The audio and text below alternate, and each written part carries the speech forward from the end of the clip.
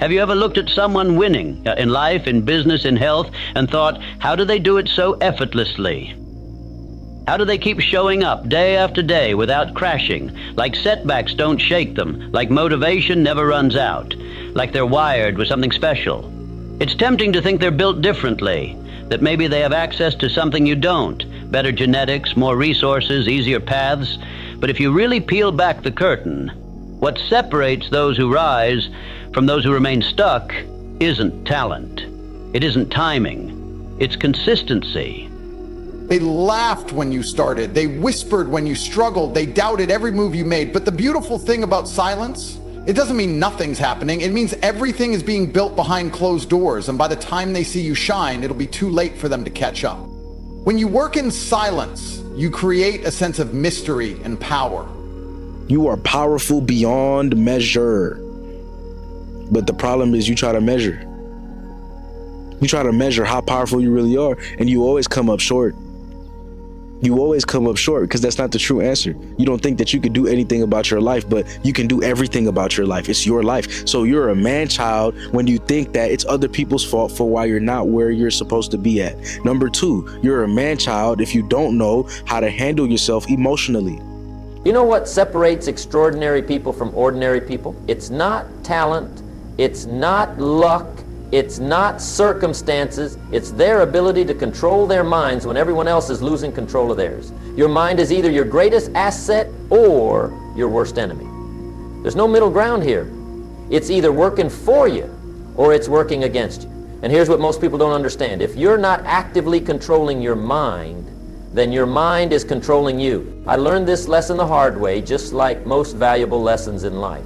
I was 25 years old, broke, and wondering why my life wasn't working out the way I wanted it to. I had dreams, I had desires, I had plans, but somehow nothing was happening the way I thought it should. And then one day a mentor of mine asked me a simple question that changed my life forever. He said, "Jim, what's going on up there?" And he pointed to his head. That question hit me like a lightning bolt. Not loud effort once in a while, not random sprints of energy, but quiet, disciplined, unshakable repetition.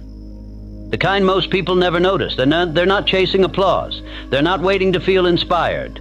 They simply do the work, even when the results seem invisible. And here's the part nobody likes to admit. Most people know what they need to do, but they don't do it long enough to see the payoff. They get excited for a week, maybe two. Then something interrupts them. A distraction, a doubt, a delay. And just like that, the fire fades. The effort stops. The cycle repeats. Let me ask you this, and be honest with yourself. How many times have you told yourself, this time will be different, only to give up halfway? How many early mornings, diet plans, study schedules, business goals, or fitness routines have you started, only to watch them fade into nothing? You don't lack the desire. You don't lack the goal. What you're missing is rhythm. That beat of repetition that transforms effort into habit, and habit into results. You don't owe the world an explanation for your ambition. Talking too much about your goals opens the door for doubt, criticism, envy, and unnecessary pressure. Silence gives you freedom. It gives you space to evolve without the eyes of judgment slowing you down. Every move you make becomes more intentional because you're not performing for anyone. You're not posting your late night grind sessions. You're not announcing your next big step. You're just doing it. When people don't know what you're up to, they can't sabotage you. They can't copy your blueprint. They can't inject fear into your mind with their weak opinions. You stay focused because there are no distractions. Silence is your shield. It protects your process. It keeps your power compact and undiluted. Every hour of silent work you put in builds tension like a spring being compressed. You're becoming sharper, stronger, more dangerous, and no one sees it coming. This world is addicted to noise. Everyone's trying to be seen. They want applause before they've earned it. They want to broadcast every inch of progress like it makes them superior. But here's the truth. Loud people are often the weakest. They overcompensate. They confuse noise with strength. Real power doesn't shout, it whispers. and lets results echo. The ones who move in silence are the ones who dominate when it counts, because while others are wasting energy on validation, you're stacking wins behind closed doors. We got to be more mature. We got to have a more mature approach. We have to. Being emotionally mature will save you from a lot of those situations. Being emotionally mature will help you when times are tough. That's very important. What really separates a boy from a man is that boys don't really know how to control their emotions, so they cry. They cry a lot. They throw tantrums. That's what I mean when I say cry, because if you a grown man and you crying, that's okay. Especially if you alone, you at home, you going through a tough time, that's okay, bro. But you're not supposed to be crying every day, all day. You're not supposed to be throwing tantrums every day, all day like little boys do. We got to find a way to, okay, we cry. All right, then we got to keep going. But with boys, they stop and they throw tantrums. Because you didn't get your way. Well, understand that life is not fair and you may never get your way, but you still got to keep on going. So emotional intelligence is highly important. And understanding that you're responsible for your life is highly important. What else makes you a man-child? You're a man-child if you chase comfort versus fulfillment. Babies want to be comfortable. They want to be comforted. They want kisses. They want love. You have to understand as a man, you might not get that, bro. It might be a lonely season for you. What was going on up there? What was happening in my mind every single day? I started paying attention, and what I found shocked me. My mind was like a wild horse, running in every direction except the one I wanted to go. One minute I was excited about my goals, the next minute I was worried about my bills. One moment I felt confident, the next moment I was filled with doubt. My mind was all over the place, and I wasn't driving the bus. Here's what I want you to understand. Your mind is the control center of your entire life. Everything starts there. Your thoughts become your words become your actions become your habits become your character, and your character becomes your destiny. It all starts with what's happening between your ears. But most people treat their minds like a garbage dump. They let any old thought wander in and make itself at home. They listen to negative people all day long. They watch depressing news. They read trashy magazines. They fill their minds with junk, and then they wonder why their lives are junk. You cannot put garbage in and expect gold to come out. It doesn't work that way. Your mind is like a garden. You can plant flowers or you can let weeds grow. But here's the thing about gardens. Something is always growing. If you don't plant flowers, weeds will grow automatically. Weeds don't need any help. They grow all by themselves. But flowers need attention. They need care. They need the right conditions. Same thing with your mind. Now, I'm not talking about some magical thinking here. I'm talking about practical reality. When your mind is focused on solutions, you find solutions. When your mind is focused on opportunities, you see opportunities.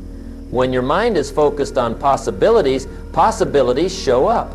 But when your mind is focused on problems, all you see are problems. When your mind is focused on what's wrong, that's all you notice. Your mind finds whatever you tell it to look for. Here's another thing I learned. An uncontrolled mind will cost you everything. It will cost you your relationships because you'll be moody and unpredictable. It will cost you your finances because you'll make emotional decisions instead of smart decisions. It will cost you your health because you'll be stressed and anxious all the time. It will cost you your dreams because you'll give up at the first sign of difficulty. I've seen brilliant people fail miserably because they couldn't control their thinking. Consistency isn't some glamorous magic trick. It doesn't shout, it doesn't shine. It's the silent builder, the patient craftsman, the invisible engine behind every lasting success. And the most powerful truth? Nobody is born consistent. You become it. You build it. You train for it.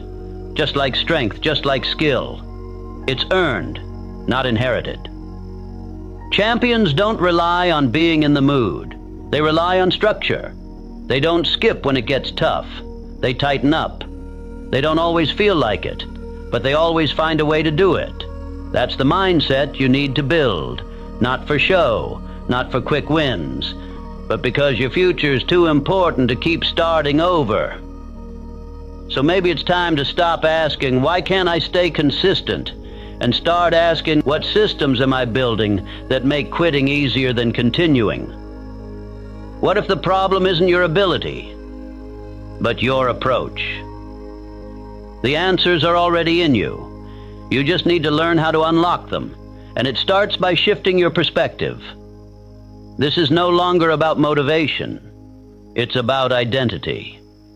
Who do you become when it's hard? When no one is cheering? When no one notices? Consistency builds champions not by making things easier, but by making you tougher. The choice is in front of you. Keep starting from zero, or start building from the inside out. Which path will you take? But the silent ones, they don't care who's watching. They're too busy building, too focused on execution. They're the ones who suddenly appear at the top while everyone else is still explaining their plans. Silence also builds internal strength. When you stop needing external recognition, you become self-driven. You rely on discipline instead of praise. That's when you become dangerous. You're not feeding off applause, you're feeding off your own fire. And that fire doesn't go out just because no one's clapping. In fact, it burns hotter, stronger, because you're doing it for you, not for approval. In silence, you sharpen your craft. You fix your flaws without the world watching you bleed. You fall, get up, adapt, evolve, and nobody knows how close you were to giving up.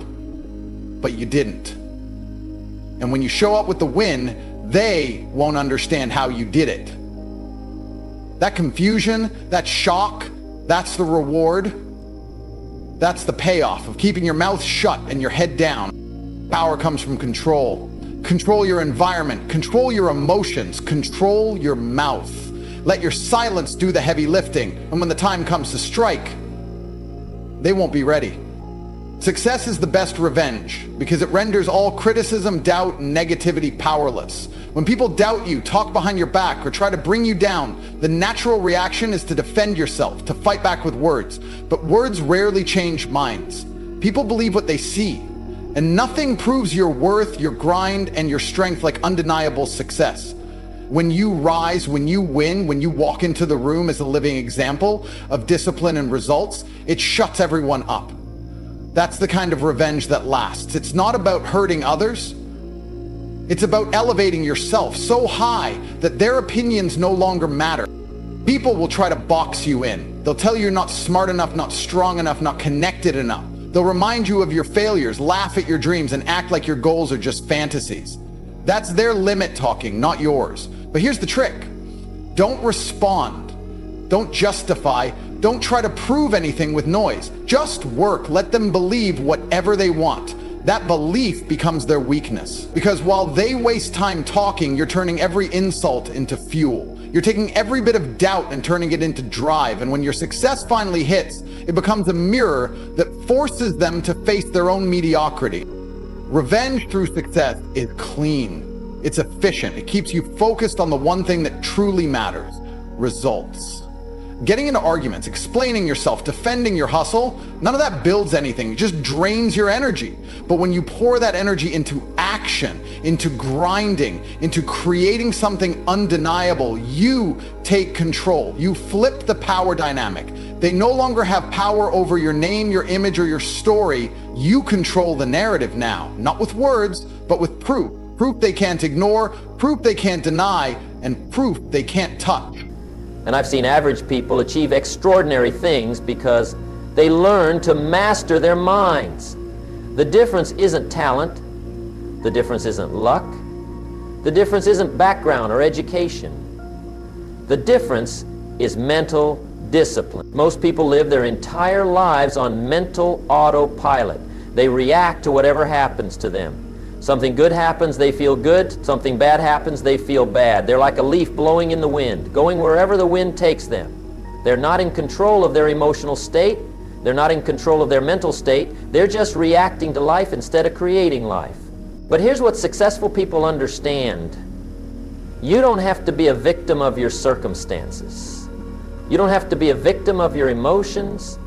You don't have to be a victim of your thoughts. You can learn to choose your thoughts. You can learn to direct your mind. You can learn to control your mental and emotional state. The first step is awareness. You have to become aware of what's going on in your mind. Most people are so busy reacting to life that they never stop to notice what they're thinking about. They're on mental autopilot, and they don't even know it. But you can't change what you're not aware of. Start paying attention to your thoughts. Notice what you think about first thing in the morning. Notice what you think about throughout the day. Notice what you think about before you go to bed. Are your thoughts helping you or hurting you? Are they moving you toward your goals or away from your goals? Are they making you stronger or weaker? Here's what I discovered. Most people's minds are full of mental junk. They're worried about things that might never happen. They're angry about things that happened years ago. They're frustrated about things they can't control. They're spending their mental energy on everything except what matters most. Your mind has limited capacity. You can only think about so many things at once. So if your mind is full of worry, doubt, fear, and negative thinking, there's no room for the thoughts that could actually help you. There's no room for creative thinking. There's no room for solution thinking. There's no room for opportunity thinking. But when you clean up your mental diet, when you start controlling what goes into your mind, everything changes. When you stop feeding your mind mental junk food and start feeding it mental nutrition, your whole life transforms. Think about it this way. You wouldn't eat garbage and expect to be healthy, would you? Of course not. But most people are feeding their minds garbage every single day and wondering why they feel terrible.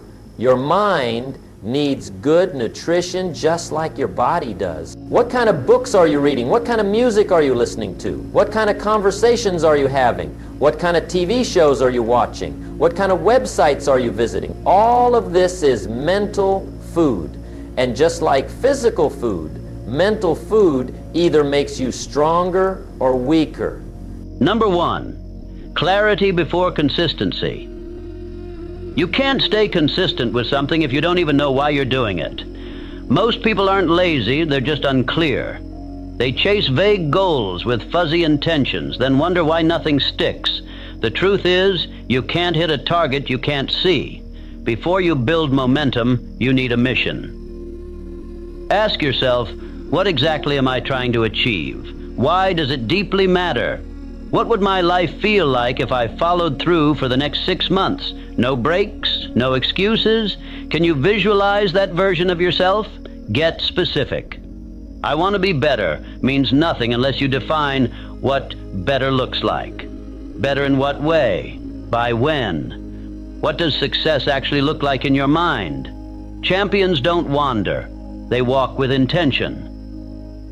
And when your why is deeply rooted, your how becomes automatic. The more precise your vision, the more disciplined your action. So grab your goals, hold them up to the light, and ask, are these crystal clear or just hopeful wishes? Because without clarity, you're just moving in circles, and circles never lead forward. Number 2, design habits that make quitting hard. If your consistency depends on motivation, you're building on sand. It won't hold when storms hit. Motivation is emotional. It's here today and gone tomorrow. That's why champions don't depend on inspiration. They depend on systems. They build routines so sturdy that showing up becomes the default, not the decision. Start embarrassingly small. 1 page, 5 push-ups, 2 minutes of silence. Your ego will say it's not enough. Ignore it. Simplicity scales. Ask yourself, is my current routine designed to survive bad days? Can I still show up when I'm exhausted, frustrated, or overwhelmed? Don't just design a routine for the best version of you. Build one for the worst version too. Tie your habits to existing anchors in your day. Make the action so automatic it feels strange not to do it. You don't need a perfect schedule. You need a powerful rhythm, one that turns effort into identity. That's how consistency wins. not with force, but with flow. Number 3, master the art of showing up. Here's the truth. Some days you won't feel like it. You'll be tired, stressed, unmotivated, distracted, discouraged. That's where most people fold.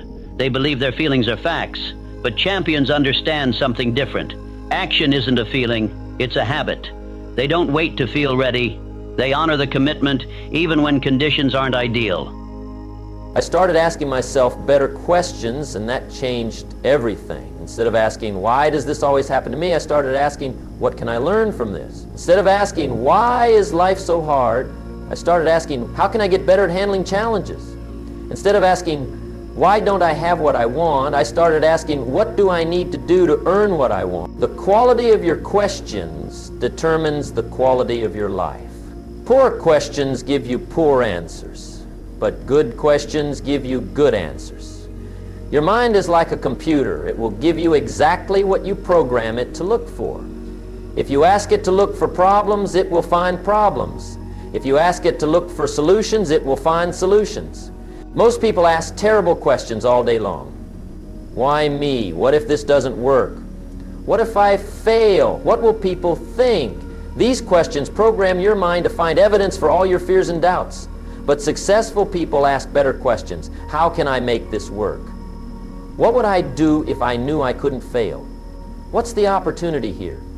What can I learn from this? Here's another powerful strategy I learned. You must control your mental diet just like you control your physical diet. Every single day, you're feeding your mind thousands of thoughts, ideas, images, and concepts. Most people are completely unconscious about what they're putting into their mind. They'll spend 30 minutes reading labels at the grocery store to make sure they're eating healthy food, but they'll spend hours filling their minds with mental junk without giving it a second thought. Your mental diet consists of everything you expose your mind to, the books you read, the conversations you have, the music you listen to, the videos you watch, the people you spend time with. All of this becomes part of your mental nutrition. And just like physical nutrition, it either makes you stronger or weaker. There's no neutral ground here. I made a decision years ago to go on a mental diet. I stopped reading newspapers that filled my mind with problems I couldn't solve. I stopped watching TV shows that made me feel angry or depressed. I stopped having conversations with people who only wanted to complain about life. Instead, I started feeding my mind with books written by successful people. I started listening to educational programs. We started having conversations about ideas and possibilities instead of problems and limitations. The change was remarkable. Within just a few weeks, I noticed that my thinking had become clearer and more positive. I was seeing opportunities that I had missed before. I was coming up with solutions instead of dwelling on problems. My energy level increased. My confidence grew. All because I changed what I was feeding my mind. I developed what I call mental disciplines. These are simple practices that help me control my mind instead of letting my mind control me. Because real strength isn't just about going hard when life's smooth. It's about showing up when life is messy. Consistency isn't built on perfection. It's built on persistence. Ask yourself, can I commit to a bare minimum version of my habit for the rough days? Could you still walk even if you can't run? Still write one sentence if you can't write a page? Still breathe deeply for 1 minute if meditation feels heavy? This is how resilience is formed, not by crushing it every day, but by refusing to quit on the days you feel weakest. That's the art. Imperfect progress, done faithfully. Number 4, track, reflect, and adjust. You can't improve what you don't observe. That's why champions don't just grind blindly. They step back, measure, and adjust. Tracking isn't about obsession. It's about awareness. It gives you feedback. It reminds you of the journey. It turns invisible progress into visible proof. When you track your efforts, no matter how small, you activate accountability. A simple calendar with check marks, a journal with daily wins, or a weekly reflection session can reshape your momentum. Ask yourself, what habits have I been consistent with? Where have I been falling off? What patterns keep showing up? And what excuses keep sneaking in? When you reflect honestly, you course correct quickly. Review your progress weekly, adjust your approach monthly, and evaluate your growth quarterly. This process isn't rigid, it's responsive. The goal isn't perfection, it's intentional evolution. So don't just hustle, track your hustle. That's how consistency becomes intelligence in motion. Number 5, embrace boredom like a pro. One of the biggest reasons people fall off track, they get bored. The novelty wears off, the spark fades, and suddenly the routine feels heavy. But champions, they train differently. They don't just tolerate boredom, they embrace it. They understand that true mastery is forged in repetition. They know the magic isn't in the new, it's in the done again. Ask yourself, can you stay loyal to the process when it's no longer exciting? Can you keep showing up even when the world isn't clapping? Most people quit not because it's too hard, but because it's too quiet. But champions thrive in silence. They find pride in the ordinary. They turn repetition into a rhythm and boredom into breakthrough. So don't chase excitement, chase execution.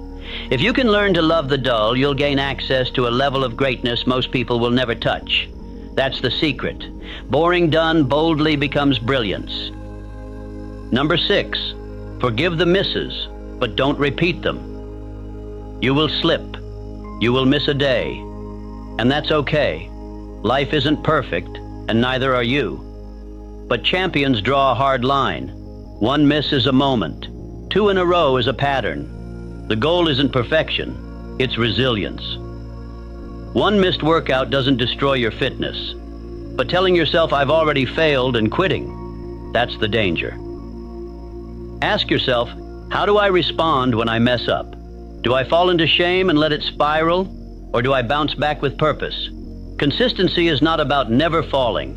It's about rising every single time you do. Forgive the miss quickly, but never excuse it. Learn the lesson, adjust the routine, and get back on track immediately. Recovery is a skill, and the faster you rebound, the stronger you become.